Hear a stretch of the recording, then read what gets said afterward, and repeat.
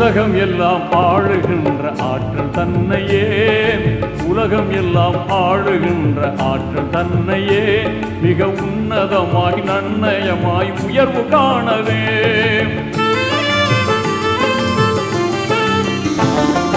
இலங்கிடும் சுலைமான் நபிக்கு நீ அளித்தாயே, இதம் இதம் உடனே வாழ வைத்த இறையவன் நீயே.